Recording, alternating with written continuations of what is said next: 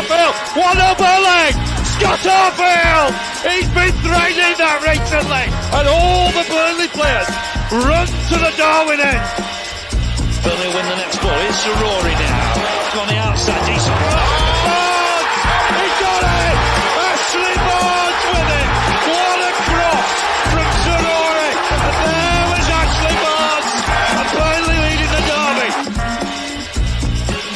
Obviously quickly, finds Benson in space at the byline. Can Burnley get a goal here? Back for Brownell, saved by the keeper! Burnley won it to the end! That is magnificent! They deserve that! On it by Fulton Teller, off for a hat-trick! He's got it! Hat-trick for Nathan Teller! Oh, he's on fire at the minute! 3-0 Burnley! It's Nathan Teller's day! Burnley are 3 up here. Fantastic derby. Here's Benson. Can he go on the outside? Comes inside. Tommy shot. Oh, the goal! Manuel Benson once more! That is top class! Burnley have done it. Fantastic. Clarets deserve the championship title. They've been the best side throughout the campaign. Burnley have won the second tier. What a fantastic achievement. The players have been magnificent. Premier League again, ole ole. Premier League again, ole ole. Yes, hello everyone. Welcome along to what is usually called the Turfcast Podcast full-time show, but today we will be calling it the official Turfcast Podcast promotion party because we are, of course, Premier League. Burnley were officially promoted on Monday after an emphatic win against Sheffield United. And to be fair, even though it wasn't emphatic, it was still very, very, very enjoyable to go up against them. I will absolutely take that. And as I've said before, I have nothing against Sheffield United, despite this narrative that Jimmy tries to spin. But it's good to do it against a team that we've been battling it out with over the last few years. But yes, like I said, it's a promotion party. So the beers are in. Obviously, I drank a couple of these the other day when on the day we were promoted. So I'm going to drink the rest of them now. But let me know what you're drinking if you're drinking. Dominic Hall says, we're here. He's got some beers in his emojis. John Payne says, we need to keep Parker and aim for 7th within 3 seasons. Let's just stay up first, mate. There's a lot of late nonsense in here again, which I'm not going to entertain. But what I will say is, once again, you lot are bullying me and you're lying because I pressed go live at exactly 19:00. And if that was a horse race, that would be on time. But keep your comments coming in, you nice ones. Raj says, Monday was a great birthday present. Now we have to go and win the title against Millwall. Hannibal Medbury Fans TV says, hello, lads. Absolutely buzzing after Monday. Up the Clarets indeed. Evening, chaps. Another win, another 3 points. Oh, and another promotion, says Scott. Alex Murgatroyd says, we are going up. Scott said, you thought be on time for this one at least. Mate, what you on about? I've just said this. I didn't mean to press on that one. Evening, Joe, Andrew and Claret, says Dominic. But yes, there's a Coventry fan in the chat as well. He says, well done, Burnley are practically unstoppable at this level, he's meant to say. Completely agree. We are Premier League, says Hannibal Medbury Fans TV. Simon Harvey says, good evening, boys. What a night Monday was. I'm still buzzing. Up the effing Clarets. Random Man says, I have nothing against Sheffield United other than 5 wins in 5. Yeah, we really do have their number at the minute, don't we? And I don't know why we were worried about it, to be honest with you, because we do seem to beat them every single time we play them these days. Obviously, the last time they did beat us was quite an emphatic win at Bramall Lane when they won 5-2, but is what it is. Colin says, hi, guys, eating humble pies. I'm writing this. I said we were a playoff fodder. How wrong was I, Colin? You were one of the most the most critical ones, over the course of the season. But I doff my cap to you if you can sit there and say, yes, I was wrong. I'm eating humble pie. So fair play to you for that one. Hi, Joe, says John. He says, hope people are now starting to see that Hannibal is flipping marvellous and will be a tremendous asset for us moving forward. Victoria Lockhart says she's on some red wine tonight. Madrid for me, Victoria. I know Andrew's here as well. He's got a lager. Liam and Chris are waiting in the wings as well. Nathan is about to join at any point as well. Take it to HR. Redmond, says Scott. I'm going to have to create a Turfcast HR, aren't Alan, not even going to try and pronounce your last name, but he says happy days. Happy days indeed. Daniel Ormerod says, evening, Joe. Can you please give a shout out to my dad, Phil Ormerod, and he's a huge fan of the podcast and watches every stream. We are Premier League. Shout out to Phil. Thank you for that, Daniel. Thank you for watching regularly, Dan and Phil. Always appreciate the love and support. And it's great to see a lot of people coming up to me as well at games recently and sort of saying, love the podcast, mate. Love the podcast, mate. The support is always appreciated. If you haven't already, make sure you hit the like button. If you haven't already, make sure you subscribe, because I have found out that I think it's like 55% of people watching our videos aren't subscribed to the channel. But anyway, you're not here to see me. You're here to see everybody else. So I'm happy to bring in what is going to be probably a stream that's a bit of bedlam, I think is going to be the best way to describe it, because we've got Andrew, we've got Liam, we've got Chris. Andrew's got his flag ready. He's buzzing his lad. And we have got Nathan joining soon as well. So there's going to be too many people in here. We did originally have 7. We had Sam and Gary as well. Gary dropped out because he's not well. Sam dropped out due to work. So it's probably not going to be as mental as it originally was going to be. But when Nathan joins as well, that will add another one. But I know this is bedtime for young lads, isn't it? I'm not saying that Nathan's going to bed now, but he's got a young lad, so he will be putting his young lad to bed. But lads, how are we all? Steve, I love that. Hold on. I just saw a comment. Where's it gone now? There was a comment. There you go. Steve Lover. Oh, Steve Lover. I just realised I didn't name Steve Lover. He's got Steve's face on Maldini. Yeah, that's valid. That's valid. That is 100% valid. And I'm not the biggest fans, but I did like that tweet by Second Tier Pod that said something like Chris, what's he called? Maxime Esteve in this game, Steve. And then Burnley shared it and they put, no, this is him in every single game. But lads, hope we all well. Riley Platt says, Liam, question mark. Yes, it's very rare that we get Liam on the full-time shows these days. We're always buzzing to have him. Thank you for sending in the final word as well recently, Liam. Really do appreciate it. Random Man says, got some brilliant lads on today. We really, really do, mate. We've got another one joining very soon, but we'll go in screen order then. Andrew, thoughts on the game, please, and your thoughts on that promotion. Yeah, like I said to you guys, the game's a bit of a blur. It's all the aftermath, really, that I can really remember. Not saying that I was drunk, but, you know... Drunk, weren't you, mate?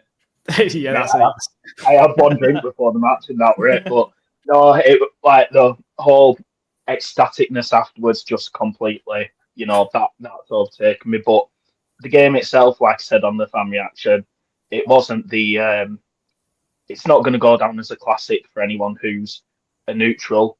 It's definitely not going to go down as a classic for Sheffield United fans. But for me, it was very professional. You know, we turned up, we knew what the job was, we got the job done, and just did, you know, what Parker's done all season. And I said on the fan reaction, you know, this promotion, it goes to, it means a lot, not just for the fans and for the players and for everyone, but you can see it means a lot for Parker because of the doubts that he's had. You know, obviously sacked after Fulham, sacked with Bournemouth, sacked at Club Brugge, and now with us, like, you know, a lot of people were writing him off at Burnley, including some of us. You know, we've all had our moments where we've been critical of him, but you know, it's just proved him right, and I'm absolutely made up for Parker, made up for the lads, made up for us lot, and yeah, we're gonna stay up next season hopefully, but I'm still absolutely buzzing. Yeah, I mean, I'm sure we'll get into it. Like I said to you earlier, that this stream doesn't have a structure. So when we've stopped talking about the match itself, any comments that come in, I'll probably just go on there. I'm sure people will go into are we going to stay up? What do we need to do to stay up? Let's just enjoy, for me, let's just enjoy the promotion first before we start worrying about that. But I'm pleased to also introduce Nathan, who's just popped in at the bottom of your screen. How are you doing, mate? You all right? I'm fantastic now. The bedtime routine's over and done with. Yeah, I was saying that's why you're probably late. And I made it sound like you were going to bed by accident, but yeah, I didn't mean it like that. But yeah, good to see you, mate. I'm sure you're buzzing. Liam, we'll come to you next, though. Some stats on screen. I'm not sure how well you can see that, to be fair. I'll just zoom in a little bit. 1.45 XG for Burnley, 0.58 for the Blades. We had more of the ball. They had more shots, to be fair, but the same amount of shots on target, and we created the 2 big chances, and they created the 1, which I would presume is what everything was scored for. But what were your thoughts on that game, Liam? I mean, in terms of how the season has gone for us, it's pretty much a typical Burnley performance, other than, I guess, considering 1 goal in the game. Sheffield United, they went through it, which I don't think in a single game this year they've ever played 2 up top to start of a game, but they really had to go for this game, and we was under a bit of pressure for the first 20, 30 minutes or so, and we took whatever they can give us, and we held our own. I'm just going to say instantly, Estev is genuinely maybe top 2, top 3 best performances I've ever seen at Burnley. Ever seen at Turf Moor. Like, Estev, countless times, just making it look easy. Critical blocks, right time, doing the hard yards. So, absolute man of the match from him. And it was an incredible performance in terms of the professionalism of it. Like, think about it. That second half, in most circumstances, when you're up against a Kosh, you've got the Premier League minutes away. Did they really threaten us in that entire second half? The only thing that they had was lumping it to Kiefer Moore, which, to be fair, he probably had the better of CJ Egan Riley a few times. Makes more sense, to be fair. That was all they had, and a long-range effort from Hamer. And did it do anything else? It was just lump it up, and we dealt with it perfectly. So, first off, they gave us everything, and they completely lost their steam, and we just rolled to an easy Premier League promotion. So, we were smarter. And that's our entire season. We weren't really ever the most fanciest team. We spent most of the entire campaign in 3rd or 4th place. We were very rarely ever in top 2. I think from this season, we've been in 1st place, I think, for 2 game weeks of the entire season. So we've not been the most fanciest, but who gives a shit? We're in the Premier League, and we're the smartest team and the most consistent. And that's what gets you promotions, and hopefully is what gets you titles. So I hope from now we can crack on and lift the title again for back-to-back title wins. That would be insane. And that would be a great achievement. It really would, for a club of our size as well. And I'm not one for that. I hate really going, punching above our weight sort of thing. I don't necessarily disagree with it. I just would like it if we had a better mentality than that. But just to point out John's comment on screen, no shots on target in the second half. And that, again, just because of what you were saying there, Liam, and everything I've said. I said Blades would come out at us and really go for us in the first 15, 20 minutes. And that's exactly what they did. They then sat back. We were able to play our game. We just had better quality than them. And in the second half, as John said, and as you said, they didn't get a sniff. And it was just long balls, long throws, and we just mopped everything up. Sui, Gary, hope you're feeling a little bit better soon, mate. He says Sheffield United tactics were dreadful. Could tell they were only told the day before that they're playing long. Would have been better for them if they're stuck to what they know. Completely agree. The notorious BJB says, credit to Josh Brownhill, a CM with no prior goal-scoring prowess, is now above one of the most coveted strikers in the league in Josh Sargent. Highlights just how immense he's been this season. I did speak about Josh Brownhill on my fan reaction and how he's kind of like a clutch player. There was a lot of criticism towards Josh. He doesn't step up in the big games, but obviously got to the other day, got a goal at Watford, scored at Bramall Lane as well. So I think that potentially puts that one to bed. Clara, that wasn't me, to be fair. I got some great ITK knowledge from somebody. I won't drop them in it just yet. Or ever. But he says, Joe, you called Campbell being benched 48 hours before the match. Spot on. Yes, that was absolutely spot on. And this is what I mean. And going back to what the comment on screen previously said, it was a bit bizarre from them. But Chris, give me your thoughts on the match, please, mate, and how you felt the game went. I think it was just a case of it's been most of the season for us, just do the job. I don't think we were... I think everyone in here would have took a scruffy 2-1 before game. So I don't think it was really a surprise to anyone that the game panned out the way it did. I actually probably disagree a little bit with a comment about Sheffield's tactics. I actually thought first, probably till we scored, I thought they were maybe slightly better than us. I thought they were the better side until they got in behind us a couple of times, and as Liam said, Steve bailed us out at least 2 occasions that I can think of where he just outpaced the striker, and then he made that last-ditch block as well. But it might have been 1-0 at that point. I can't remember. But I thought first probably half an hour they had our number a little bit, and you thought, oh, this isn't quite as comfortable as we thought it was going to be.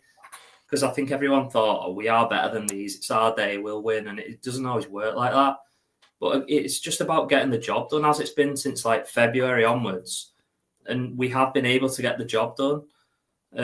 You know, I think we said it was 9 wins out of 11 games. Like, that's a phenomenal run. And when you factor in that, I said on it, I don't know about anyone else, it's kind of been, we've played loads of good teams as well. Like, we had a run where it was Bristol City, Coventry, then we've had to play Sheffield. Like, in January, we had Leeds, and like we had a really like tough run of games in one. Like, things to come out of it, 31 games unbeaten. That's phenomenal. You know, on the day, I do think maybe on the balance of play, we did deserve to win. I think we should have had another penalty as well. I know we'll come on to that, but I think over 90 minutes, I think we did more than enough to win a game of football, probably. I think if under a different manager as well, and this isn't me complaining, I think we maybe would have killed it. Obviously, like when he brings Laurent on with 60, like shows us up and that, we probably could have killed the game, but it didn't really matter. It was about strangling the life out of it, and we did. That's what, was it John said before, they didn't have a shot on target. They didn't do anything. In the second half, all they did was rain long throws, crosses, long balls. Like someone said before the game, if you nullify Hamey, you nullify Sheffield. First half hour, he had too much of the ball. Like, it was too easy for him for the goal. You know, irrelevant now. Like, but when you stop Hamey, you stop Sheffield. You know, them long throws, maybe last season we'd have crumbled under that. But this team's a bit different. Like, there's more like fight. You know, every ball that come into the box, it was a Burnley head on the end of it. Yeah. Every single one. Like, these lads were fighting for everything.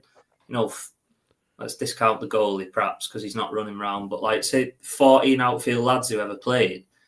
Like, you know, someone were dead on the feet at the end. Jadon Anthony, I don't think he could run at the end. I think he was just walking around because he was shattered. Like, he couldn't knock any single one of them 14 outfield players. Run their absolute, like, underpants off. You know, Laurent at the end, he comes on. He does his job again. Like, he's stingy. Like, I don't know, he's like a bulldog when he's around the pitch. He wins you that throw-in in the corner at the end. They're just massive things. It was just a culmination. Like, on the day, it was a perfect storm for us. Just a perfect performance to get over the line. Yeah, completely agree. I felt like you said, second half, they just completely were nullified. What I will say is about that second half, while they didn't have a shot on target, they did have quite a few decent counter-attacks that did worry me slightly. But they were always just snuffed out by Steve. And I think that's the difference. We've got the quality on the pitch, whereas teams, you know, that they just didn't have as much quality as us on the pitch. Even in the times when they were on top in the first 20 minutes, they couldn't get in front. Yes, they did score a goal through Tom Cannon, and it was a good goal as well. Good pass from Gus Harmer and a good finish from him to sort his feet out for somebody who hasn't scored a goal yet, potentially lacking in confidence. I thought he did very well to put it in the roof of the net against James Trafford. Nathan, I'll come on to you next. Your thoughts on the game, please, mate. And also, I just want to quickly bring that pass map in as well that we tend to use every week. The guy that creates his pass map for me, after last week's game that you was on the show, the Watford one, I can't remember exactly what it was. He messaged me afterwards and says, "Yeah, Nathan completely understands them pass maps." I'm looking at that pass map and I'm seeing a Burnley team that I'm seeing two very similar sides. The lines are darker around the back, just like they are for both teams. We are slightly more forward than them. We've got 5 players ahead of the halfway line, but they've got 4. I think that pass map shows probably what it was, an even game, but Burnley just about edging it. What were your thoughts on it, mate? I think that it quite reflects the style of play. You look at the gaps between the passes on Sheffield United side. They're a lot thinner and they're a lot longer as well. You've got, you know, pretty much keeper to striker quite a few times. But the difference from last weekend is your positioning of Brownhill and Cullen, which on the last game they were like next to each other, which caused us bother in the beginning and the end of the game. They were too close to each other, and yesterday they weren't. Brownhill like sort of had free running. You look at the gaps in that midfield on Sheffield's pass map there.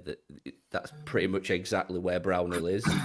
You know, like the massive gaps on that pass map there is where Brownhill is stood, and he just had. I think he just had ultimate control of that game. It were evident. It would get to Cullen as quick as you can, and then get it to Brownhill, and then Brownhill were distributing it out so nicely through the game. And again, Edwards again is staying so high, which they just couldn't live with. Like, you know, you look at the gap in behind the Sheffield's fullback, and like that's where Edwards is stood, and it just made them. Yeah. They just couldn't handle us going forward, and they couldn't. They was told to throw the kitchen sink at us, that's the tactic, but they didn't trust themselves to do it. I think that's the Sheffield United played within themselves. It felt like they was told to sort of, because it is effective against Burnley if you lump it and are a bit, you know, dirty with it and a bit, you know, aggressive. It completely frustrates us, and Sheffield United just didn't trust themselves to do that.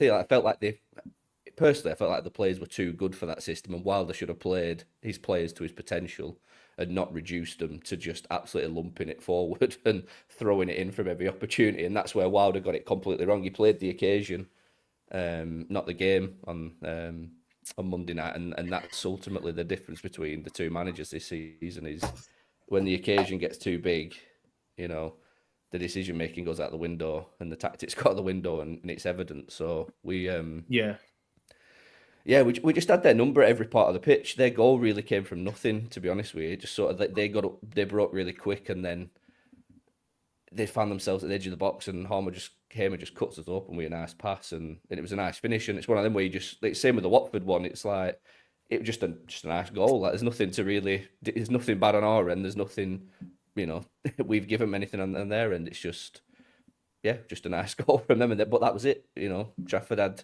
next to nothing to do for the rest of the game. We just making routine saves down his throat.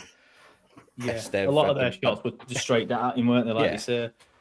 Yeah, Stev were like, you know, just king of the castle all game, weren't he? Like Turf Moor were just his play area on Monday night. You know, it just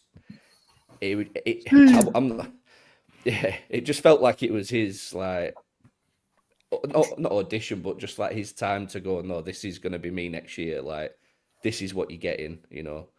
I can do this in the trenches against Cardiff, and I can do this against the top end of the table. So it would nice to see that. But yeah, buzzing with the win, buzzing with the result, and like I say, buzzing with promotion. So all we've asked for all season. Yeah. Like Nathan, keeping my lucky Roberts task till we've won the league, says John Faulkner. Lee Greenwood says, didn't feel as nervy as it did against the 9 men of Watford. I agree with that. Because we just felt in control against Blades, whereas even against the 9 men of Watford, I don't know, we just didn't, and they were having shots, and obviously Trafford had to make a save quite late on. Chris, I know you've just had a bit of a chat, but I'm going to come to you next because it was you that sent me this. So on your left is the league table after Burnley's 0-0 draw with Preston North End. Obviously, we're down in third on 65 points. Blades are top on 72 points. Then after that, that's the league table between that game and up until now. Obviously, Burnley top on 29 points, 4 ahead of Leeds despite playing a game more. And then Blades are all the way down in 12th. Obviously, their run of form has been absolutely abysmal. And I'm not going to go as far as saying they handed it to us, but without that run of form, even with our great run of form, we would have struggled to get back above them and back into the top 2. There was a moment where Leeds were having a slight wobble, and I was thinking, well, maybe they're the team to catch, but obviously they dropped Melier, had a great result up at Middlesbrough, and then just kicked on, to be fair to Leeds, and showed the quality that they have. But Chris, just looking at that, it just shows like how relentless we've been, doesn't it, since that Preston game and sort of like the last quarter of the season. Yeah, it's a phenomenal run. Listen, as you know, anyone watching, you don't need me to tell you how difficult it is in the Championship to win 9 games out of 11. Just, you know, to win 9 games in like a 15-game spell can be difficult in the Championship. So to win them in 11 it is incredible. And like I said earlier, you know, it's not like we've had them on a silver plate and we've played like Luton, Plymouth, Derby, Hull, and Cardiff at home. Do you know what I mean? Like, we've gone to Coventry and won. I think Coventry at the time were flying as well. I think only Leeds had beat them in a certain amount of time. You know, like I said, we played Bristol City, who are in the playoffs. Then we've had Sheffield. going away to Derby, I know we drew, but it's not a gimme that. This time of season, they're not gimmies, and no game is. So, we've 9 wins out of 11 is just phenomenal. Like, you can't, in fairness, yeah, you can say Sheffield, I don't think they have handed it on us as like on a silver plate. Listen, you need when you're trailing by 7 points after 33 games, you do need some help. Like, you can't, it's out of your hands, and you can win all your games, but if they win all theirs, you're not catching them, so you do need some help. But to win 9 out of 11 is just incredible. Like, you can't take anything away from us. You can't say they've given it us and no, they have capitulated, I suppose, but you've got to be there to capitalise upon it. They lost more games in a week than we've lost all season. We're there on merit. Like, you can't tell us that you've lost 2 games all season, but you don't deserve to be in the top 2. We're there on merit. 9 out of 11, that's a snippet of the season. You get promoted over 44 games in our case. So 9 out of 11 is fantastic. But, the other, 31 games? The other 31 have got us there as well, So it's not just those 11, but you can't take anything away from those wins.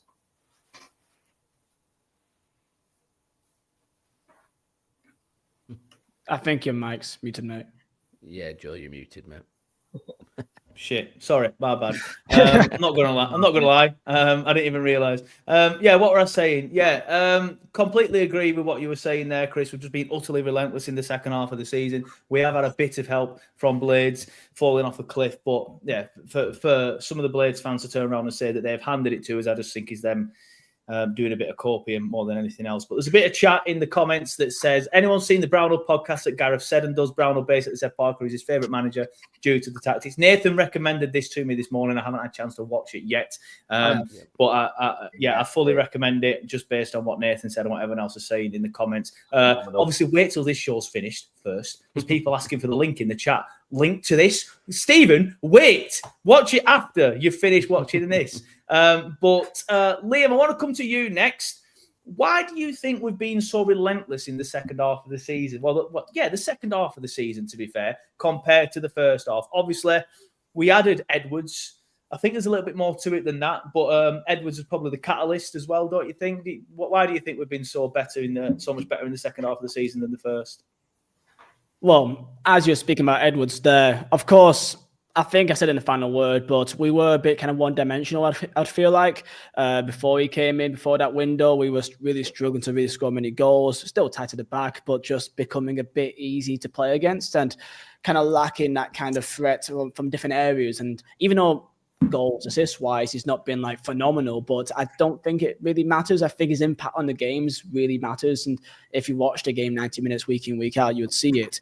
And yeah, he's been a massive help just to kind of add a bit more unpredictability of how we take on the game. And his hold-up play, like, he makes it look so easy, and how he just takes the ball one touch and then just get out a threat from behind us, rolls it onto another attacker pretty easily. So that's one change. But I was actually listening to that podcast. I think I had trials once. It was I did a run before I recorded this, and I think the first 45-50 minutes was all about Burnley, about the differences between Sean Dyche, between VK, between Parker, and Brownhill for him personally.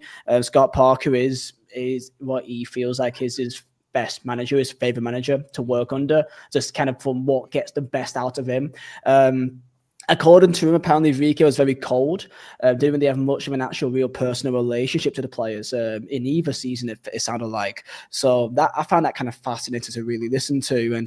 And Parker seems to be very involved with all the players on and off the pitch. In their personal lives as well. Like, he really wants to know what keeps them ticking. What do they think? What do they think can make things work? So maybe it's a part of that as throughout the year. It's just tinkering. It's just tinkering of how you play. And we've seen that, throughout the entire season, that we've gone at games a bit differently, month to month to month. So that's probably why we've kind of kicked on a bit more. Parker seems to, you know what? I saw a tweet earlier today by a friend of mine called Liam Ryan. He's a Dublin lad, goes home and away, goes pre-season tours. He's a proper good lad. And he put a tweet saying that he was talking to a friend of his, and it was about between the company team of 22-23 and this team with Scott Parker, which team do you feel like had the most like connection to the fans or that kind of energy of excitement? And I kind of want to ask you guys this personally, like, how do you feel? Like, is it nostalgia? Is it recency bias? Kind of how do you feel? Because if you're comparing this squad to the company squad, it's still really tough ask to really pinpoint that connection. For me personally, I'll still say probably the company season because it was all so new, so fresh and so young and so exciting. Like when we were in the Premier League for the start of that season, you did feel like, man, we could finish 14th. Like no one thought that we'll go down before we get to ball against Man City. This time out, it may be a little bit different, but I think we may be a bit more better set up as long as we keep our core group and not just completely tarnish it and throw it underneath a bus first game of the season. So we can talk about that later on. But Parker have a lot better just community feeling to the group than what VK ever had. It sounded like from what Josh Brownhill said. Yeah. The vibe I get from the videos I see of Parker and the stuff that I hear from the dressing room and stuff is that he's a very hands-on manager. The lads, you can tell the lads love him just from the videos. Like there was a video that he did in the dressing room the other day. There was a video that they put out on that keeping the faith in the dressing room against Blackburn, and he's saying, "Lads, I know you lot would run through a brick wall somewhere." Like, and he's reciprocating that respect and that love that the players get. I always did feel that VK was cold. I was often told that he would not do the training sessions himself. He'd sort of like get his coaching staff in a room and they'd all do it. So then if Parker's more hands-on and doing the coaching sessions himself, then he's going to get more love from the players. They're going to respect him more. But yeah, I do feel like Parker's more of a man manager. And just to go back to your question about who do I feel the most connected to in terms of the team, I think a lot of people, when they think of the company team, we lost a lot of connection with them in that second season. So I think even though you frame the question like in the first season, which would it be? I think naturally people's mind is just going to be like, oh, well, I didn't really have a connection to him in that second season. But in that first season, we all did and we loved them. I mean, we love the current squad, but I don't know. I just feel like because it was the way we went up last time and the fact that it was a brand new squad and we're bringing in players like Bayer, Bayer's superb and we forget he's still here, to be fair.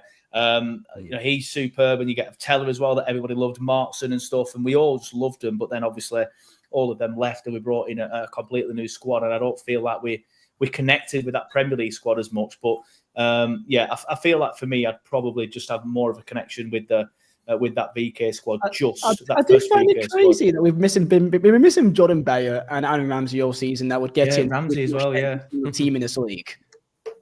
I'll let everyone else, of course, speak. But I just find that. I'll talk later on about my humble pie about Scott Parker, of course, later on. But fair play for dealing with that, because I think we kind of take that for granted. Yeah, well, Andrew has said in the private chat that he wants to answer this. So, Andrew, the floor is yours, mate.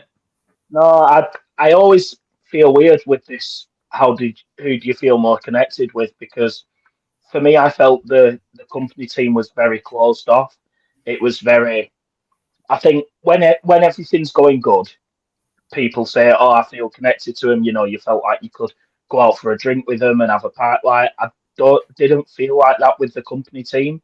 I felt like it was very closed off. A lot of it was all for show. Not specifically the players themselves, but everything around the club at that moment. They had the training opening day when company first took over. There was like loads of little things, but it seemed very all for show.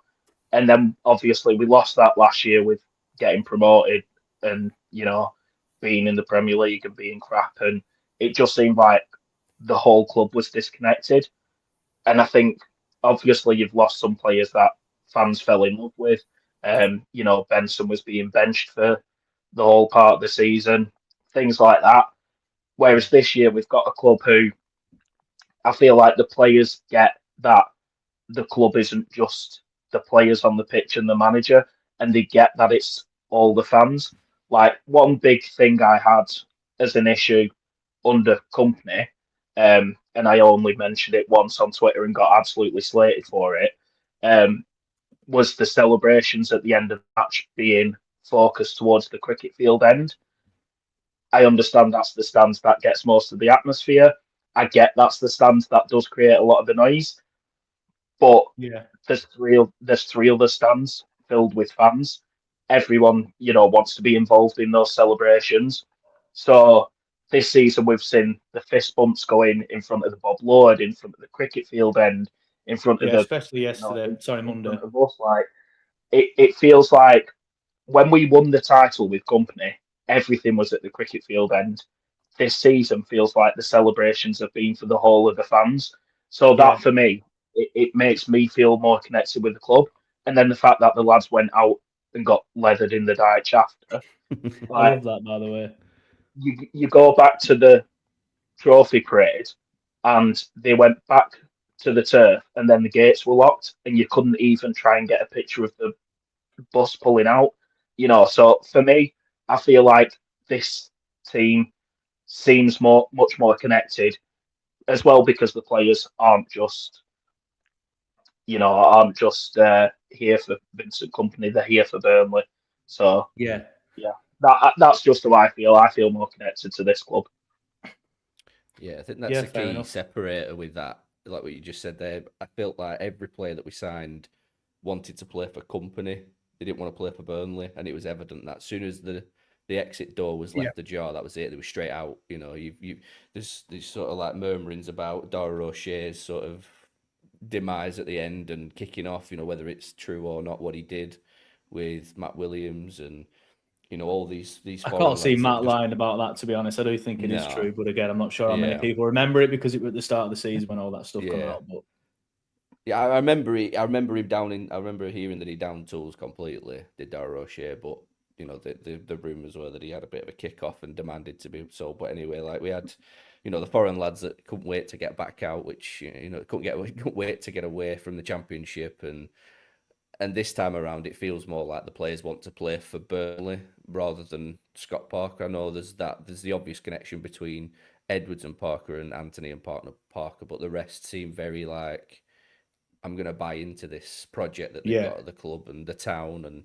and they have done. You can see that, you've got, especially the more experienced lads, they're running around in like 90s Burnley shirts. You know what I mean? It's I love that. Why do you think I've got this one on? Because Connor wears it. He suits it a bit better than me, I'll be honest. But I will put it out there that I've been wearing it a lot longer than Connor.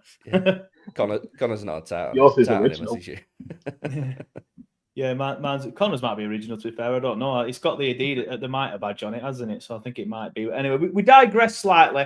I just want to bring it back to the game. I enjoyed that debate, though, but I just want to bring it back to the game.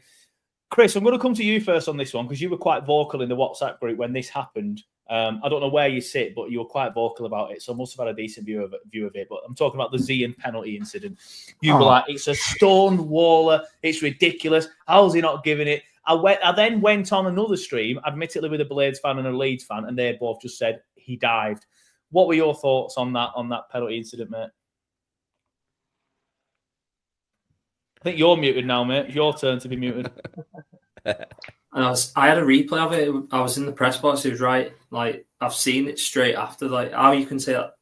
I mean, listen, it's football, it's opinions, and like you see it all the time. It's just I've got video evidence that it is definitely a penalty, and I will bring it in a minute. It's just that bit of contact. It's like when you come across each other, whether you mean it or you don't.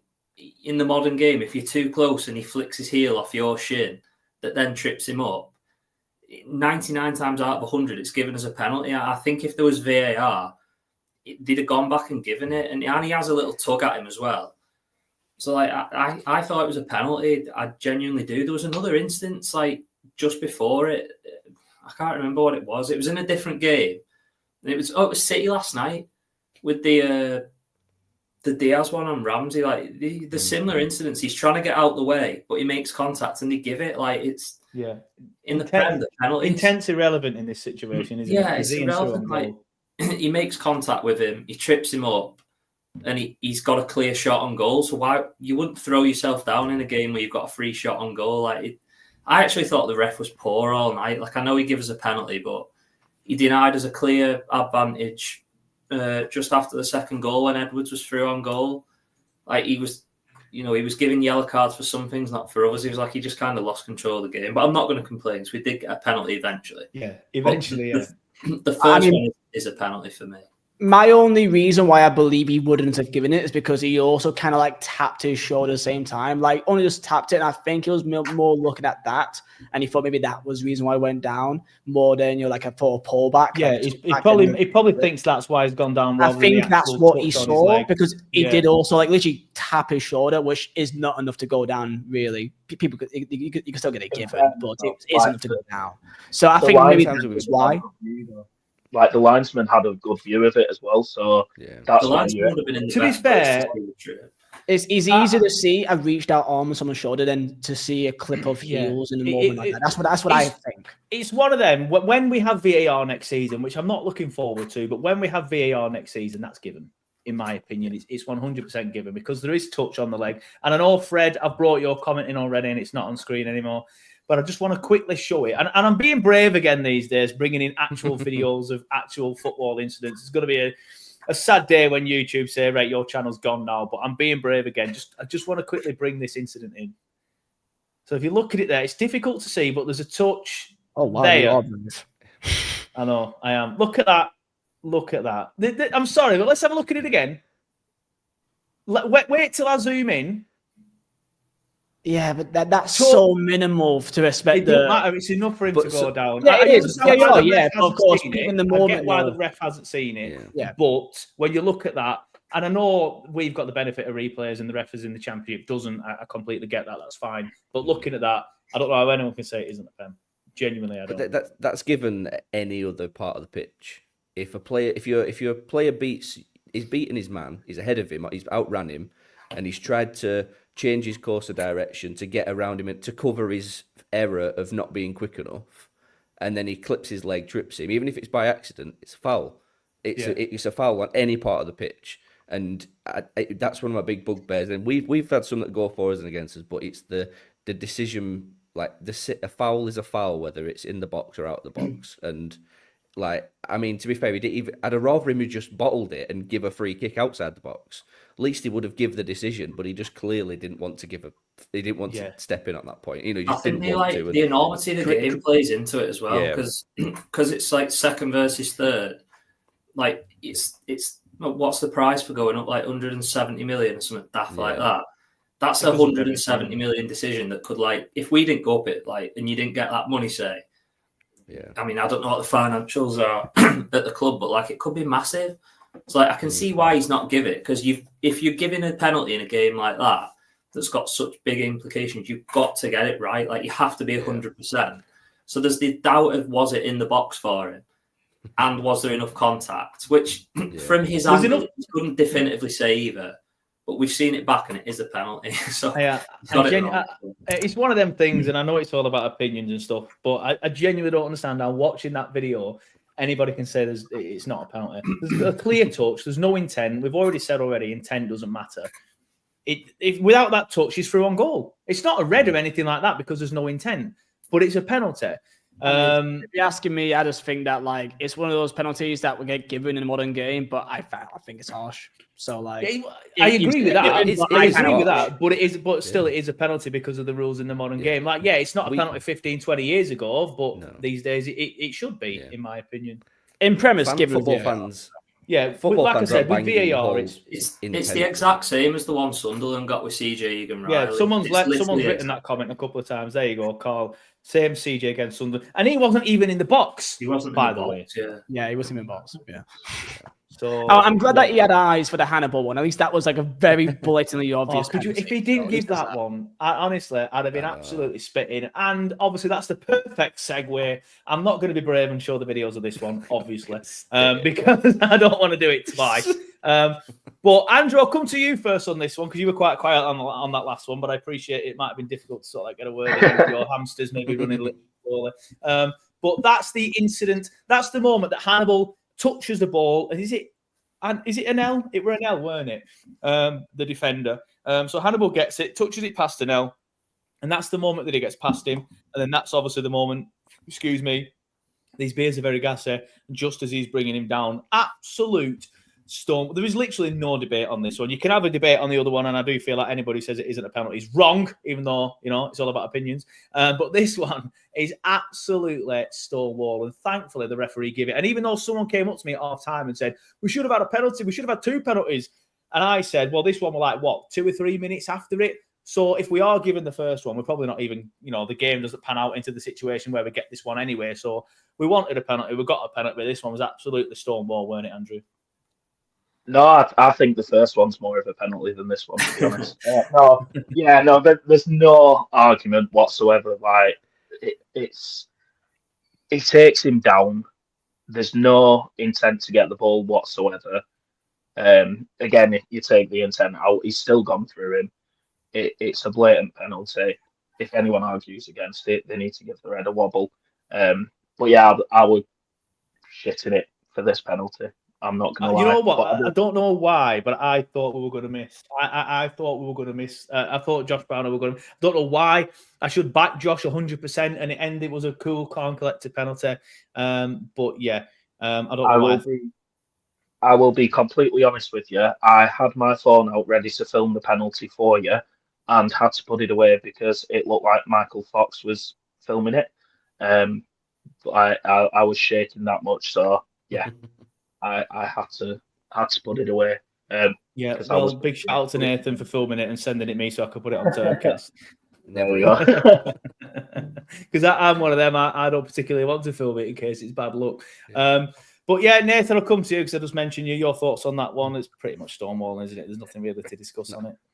No, there's not much to say. I think, it's clever from Hannibal. He just gets a little toe on it, doesn't he? Just to knock it out of his path and by the Sheffield fans' reaction was evident as to what they thought of it as well, because they weren't necessarily up in arms. If you feel a bad one's going against you, you can feel the away fans. The reaction wasn't as bad as what it should have been, what it would have been. They were just giving a stick all match, though. They just Hannibal all match, so yeah.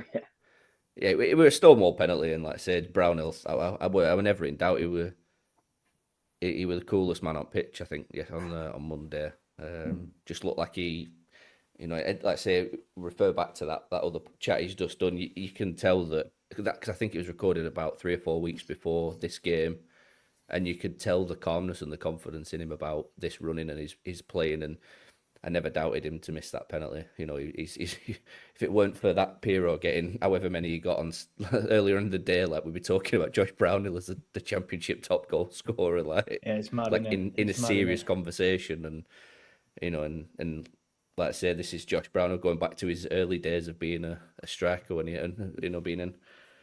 Like I say, he grew up playing as a striker, so as a young lad, so he's found his goal scoring boots again this season, and we're benefiting from it. So, but yeah, Hannibal was brilliant, absolutely brilliant. And I imagine we'll talk about him a lot later. But we'll get on to individuals and performances in a minute. There's obviously a few that stand out. Chris, I'll come to you first. Hannibal one. I'm sure you think the first one's a penalty. That one's even more of a penalty, isn't it? Yeah, it's stonewall. There's not really much else I can say that no one else has said. It's stonewall. Yeah. Fair enough, Liam. Just give you a chance, but I presume Same thing. It's the most obvious penalty of all time. Yeah, fair enough. Right, well, let's move on to sort of individuals then. They created the debate there as well. Obviously, there's quite a few stand-up performances, and we're not going to get onto man of the match just yet. We will do that towards the end of this debate before we maybe move into a little bit of a talk about maybe sort of like the promotion. Do we go for the title next season, all that sort of thing? But quite a few stand-up performances. Quite a few standout performers. Quite a few standout performers, obviously. Steve, fantastic. Hannibal, fantastic. Chris, I'll come to you first on that one, obviously. Thoughts on some of the individuals? Cullen as well, he always goes under the radar. I know Burnley fans know how good he is, but even playing against a player as good as Gus Harmer, who there was quite a lot of moments where Gus, to be fair, was superb. I thought he was probably the better of the midfielders on the pitch, including ours.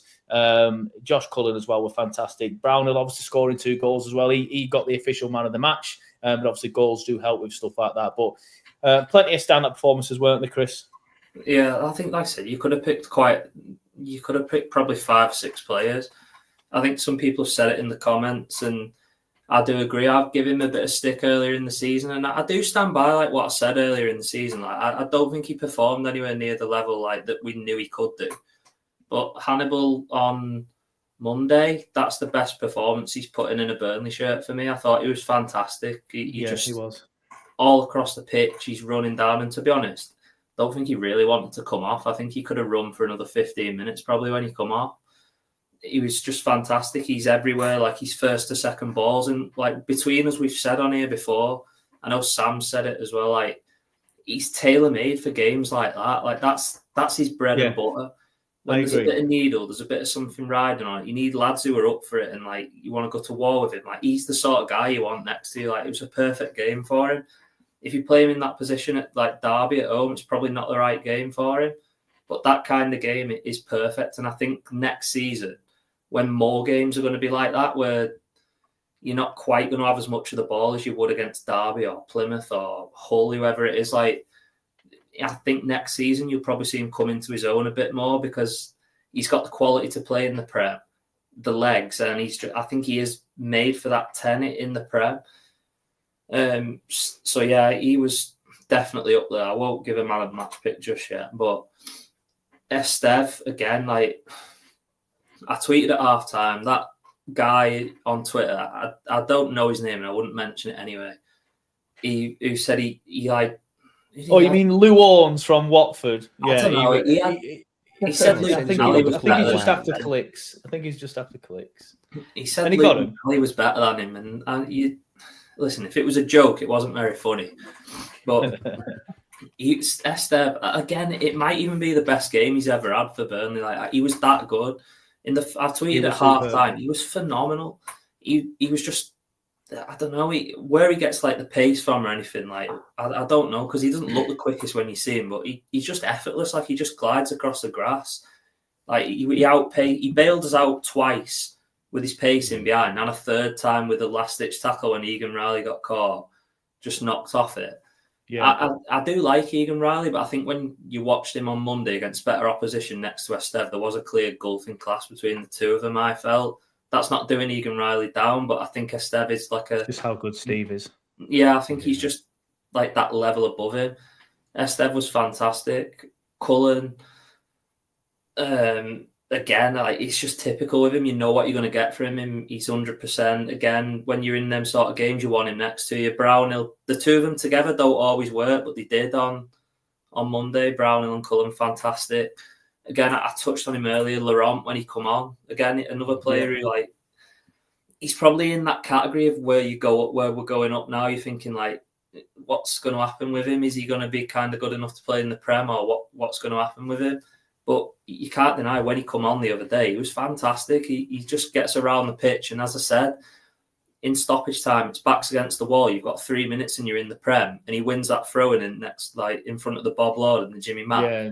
It's massive. Like you can't put a price on the stuff that he does. Like, there's some difficult conversations to be had between people in the summer looking forward to next season. But I think I don't want to steal anyone else's thunder if they're going to talk about other players, but they were the 5 that I would touch on and say like 4 starters, and then for him to come off the bench and do what he did, like they were the 5 that I would pick out personally. Yeah, fair enough. Nathan, you sort of like mentioned individuals as well. I'll give you a chance to talk about. Is there anyone that you'd like to add to that, or anything that you'd like to add to what Chris has said? No, he's pretty much covered the ones that I wanted to talk about. But I think we have to wax lyrical about Esteve. I know we've done all season, but we have to keep back, not without sort of selling him to the rest of the world even more. We should not be speaking about him, really, keeping it to ourselves. But he's I've not seen us have such a good all-round footballer. I think he's genuinely one of the best players. I'm probably very recent surprised, but I genuinely think in 5-6 years' time, when we're watching him play in Champions League semi-finals for whoever, we'll look back and think, he was a Burnley player. Yeah, hopefully, yeah.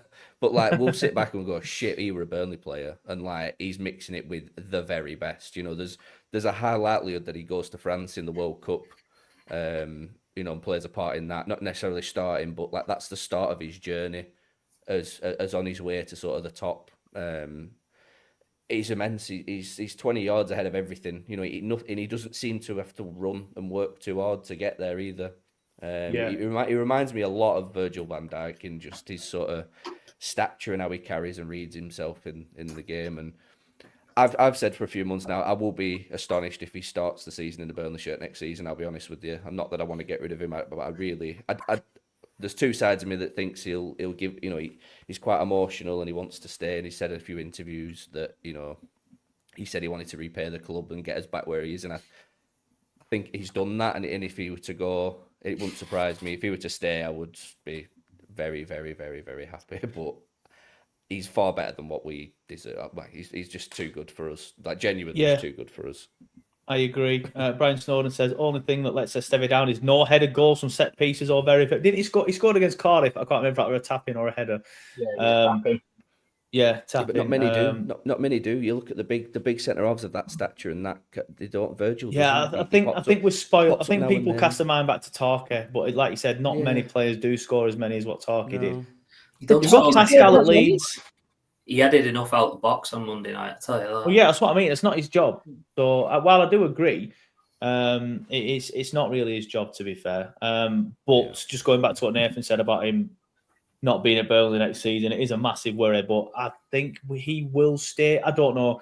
I feel like the clubs where he could end up, like really, really well-established top Premier League clubs, won't take a risk on him just yet because he needs to prove that he can do it in the Premier League for longer than 6 months. Yes, he did definitely improved us when he played for us in the Premier League. Obviously, he joined us halfway through last season. He definitely improved us, but ultimately we got relegated. And I feel like clubs will want him to do it for a full season. But maybe I'm just, that's copium. I'm not sure. The panda, there's a lot of murmurings about him in the footballing world. He's very highly monitored, is Esteve, by a lot of teams, not just in England, in Europe. We've had a lot of scouts at Turf Moor this year from very exotic overseas clubs. Real Madrid was one of them about 3 weeks ago, and they weren't watching. I don't think they were watching Hull City players. Fair enough. I know Milan have been looking at him. Go on, Andrew. Yeah. No, I was just going to say that's because I were having trials on turf. So fair enough. Fair enough. Well, I'll let you discuss, mate, some individuals. Is there anything that you'd want to add? Yeah, I could, continue the conversation about Steve because, he's just an absolute brilliant man and an absolute class defender. But I think we'll bore everyone to death. But, everyone I sort of wanted to speak about, Chris and Nathan have pretty much covered, apart from Lucas Perez.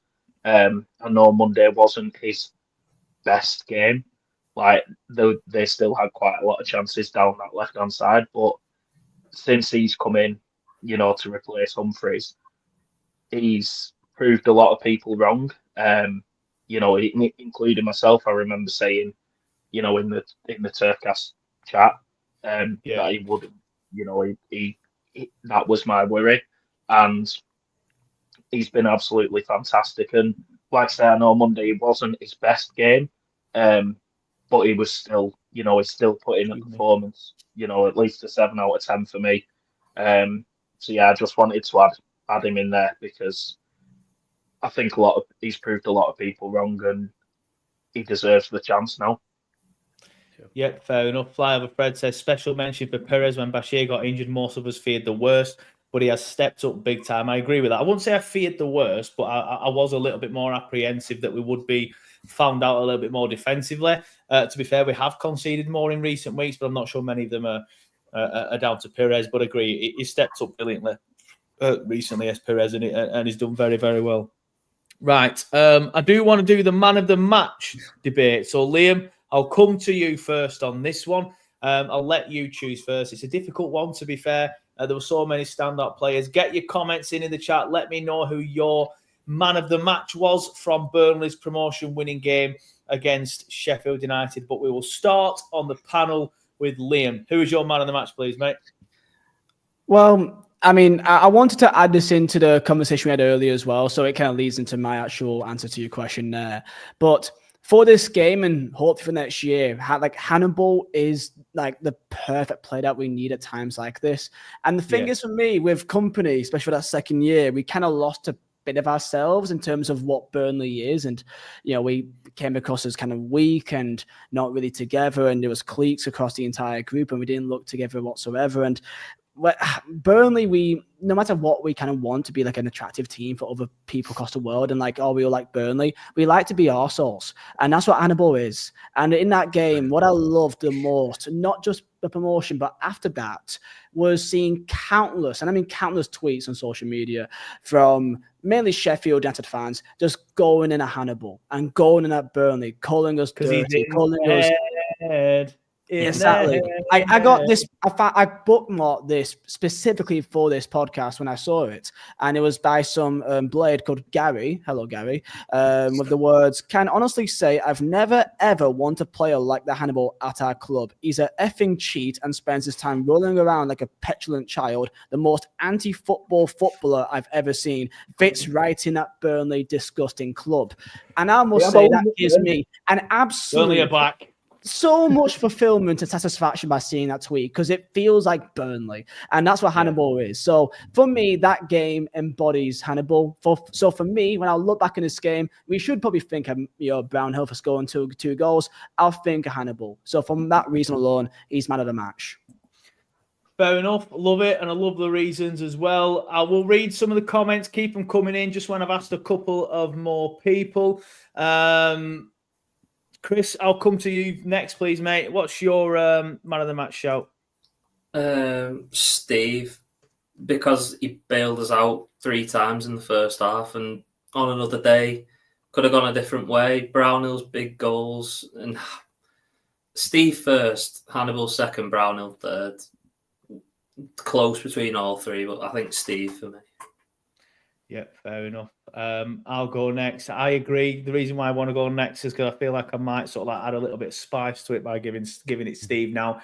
And then it makes it 2-1 to Steve. Then obviously we've got Nathan and Andrew to come. But completely agree. I think without Steve on that pitch, we concede 2, maybe even 3. And you could probably say that for a lot of games this season. He's a massive reason why we've conceded so few goals, as are Trafford and CJ. But I think Steve is the main reason. Trafford, yes, he's prevented. I think the stats are around 12 goals that prevented XG, something like that. I've not seen it updated from the weekend, so it might be even more now.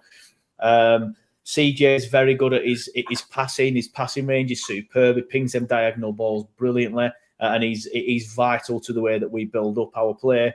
But Steve is the main reason for me why we conceded so few goals this season. And as you mentioned, Chris, there were so many times where Blades were counter-attacking. It looked like they were in, and Steve just comes out of nowhere. And he just genuinely every single time. I know I mentioned this on my fan reaction, but for those who didn't see it, I sit next to a guy and I was kind of like just watching the goal back on my phone because it weren't long after we'd scored. And he nudged me and he went, "Danger, danger." And as I looked up, Steve was making a tackle. I just went, "There's no danger when Steve's here, mate." And he just laughed. But that's how I kind of feel with Steve. He's superb. And I genuinely think that, I know I've said it before, but I know you guys all agree, and you've all kind of just said it as well. But I think he goes to play at the very, very top, and he plays for a Champions League club at some point. But he was absolutely superb again on Monday, and a massive reason as to why we didn't concede. Nathan, I'll come to you next. Your man of the match, please, mate. Ashley Barnes, just for that instant shithouser. No, it's not Ashley Barnes, but he was hilarious. He literally come on and he slotted himself in centre half like when Sheffield were on the top, and I just thought this is going to be peak Ashley Barnes here. Just another little chapter in the Burnley Ashley Barnes like anthology, like greatest hits. And he bought a free kick out of nothing, and it made me laugh. So yeah, he did. He did. I remember that. It didn't even touch him, and like it absolutely like if Hannibal had got in all Sheffield United lads' heads, like Barnsley just tipped him over the edge. You know what I mean? Like he just came on and did nothing and won a free, and it was just hilarious. And I just was like, I felt a bit warm and fuzzy inside of like this is Barnsley's like 4th promotion with us, and like everything just felt nice. It felt like the world was right for a moment watching Barnsley in that game. But no, I really am torn between Hannibal and Estev. Estev for all the reasons that you both said. It's just like bailed us out of the shit so many times in that game. But I thought Hannibal has has come along as a man and a player tenfold. You know, Hannibal in that game, I think 6 months ago, gets sent off, even though he's only just had his first red card. But I feel like they were out to get at him. You know what I mean? You could tell, like, I think one of them even just absolutely just booted him, and the referee didn't even give a free kick for it. You know, like, just absolutely cleaned his legs out, and and the referee just played on. Like, it was crazy. But like, Hannibal, he just got on with it, and he knew that he had the crowd backing him, and he knew that he could be that, you know, that shithouse prince for us that we've needed on the pitch. You know, so I think I'm going to give it to Hannibal. I think he played a really important part in that game. I think he played a really, like I said at the beginning, Wilder played the occasion, not the game, and I think Hannibal played both very well, and it worked because Sheffield, you always had to keep one eye on him and keep tempers down, and he didn't, because they were lunging in on him and gave away a penalty, and like I say, anytime he did something good on the ball, the crowd got singing, so he well and truly got in everybody's heads, and he's deserved that, I think, 'cause he's had a bit of a not a rocky season, but he's not had the season I think he would have imagined he would have done. Yeah, well, he spent a lot of it sort of like on the bench and not in the starting lineups, and obviously recently he's come back into it and done very, very well, admittedly. But I've said before about Hannibal plenty of times, as I think Chris mentioned earlier, it might have been you, Liam, I can't remember one of you. He's a player for certain games. I think it'd be you, Chris. He's a player for certain games, and there are games where Hannibal's not the option. But next year in the Premier League, I think he will be the option more often than not. Yeah. Andrew, you will go last in the man of the match shout. You have a vote that could decide who it is. It's going to be difficult for you, to be fair, like it was difficult for everyone. We'll just read some of the comments out. Alex says Hannibal. Simon Harvey says Hannibal, man of the match. Flyover Fred says Steve, 10 out of 10. Steve Lover, obviously, says Steve. He's not going to vote anyone else. Muzz has gone for Steve. Hannibal says Daniel Ormerod. Steve says Dom. Steve Robinson says Steve.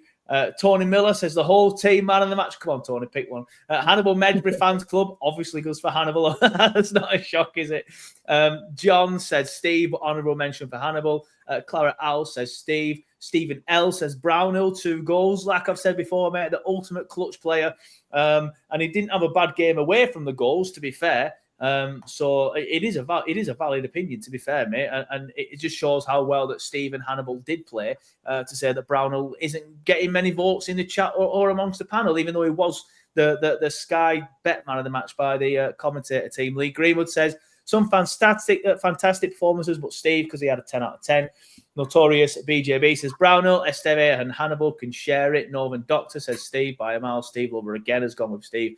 Flyover Fred says in your head, as does Lee Greenwood. Spot on, Liam says Dom, we're Burnley, not Barcelona. That's obviously when you were obviously talking about something earlier. Jack T Stretch says Hannibal for me and ran his socks off. Solent says Hannibal, man of the match. Colin says Brownhill. I think that's it for all the man of the match shouts in the chat. Nope. Jack O'Callaghan says Steve. Elephant in the room. Spurs looking at Parker, says Solid. Already done a video on it, mate. It's on the channel if you want to go and watch it now. I will potentially get the lads' opinions on it later on. But Andrew, we'll come to you, mate. We'll come to you. Oh, hold on. Chris Hampson, another one in the chat. He says Cullen, come on. Steve says Dan Atkinson. Brownhill says John Faulkner. Brownhill getting a few votes late on. Brownhill was superb, not taking anything away from him. If it wasn't him, we would not have won that match. Andrew, who's your man of the match, please, mate? I'm really struggling with it because I want to give it to Parker for the team selection, for the substitutions, for the flack he's got all season, for getting us up. But I don't want to be that guy. You don't want to be a shithouse. No, I want to give it someone who played the 90 minutes. Was fantastic, pulling the strings. He's an absolute unit in midfield. He's a puppet master. When he plays well, we play well. He just controls the game. So as much as I thought Hannibal had a fantastic game, as much as I thought Steve was fantastic, as he always is, I have to give it Josh Cullen. He's just the puppet master in midfield. He pulls the strings. That doesn't help anyone here, mate. Jury, that. We're stuck on 2 votes each for Steve and Hannibal here. We've waited all this time for that. Oh my God. Call me the puppet master.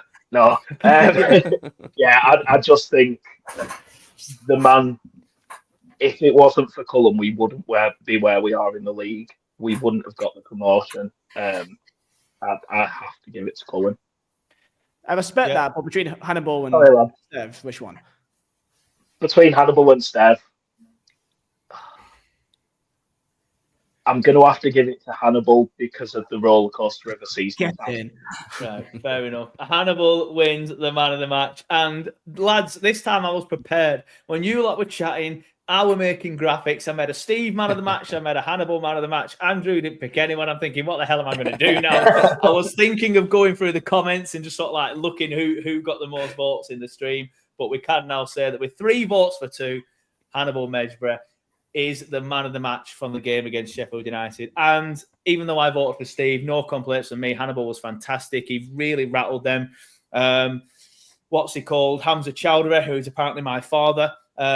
He absolutely rattled him. Mejbri was all over him. It was brilliant. He couldn't handle him. He obviously won the penalty as well.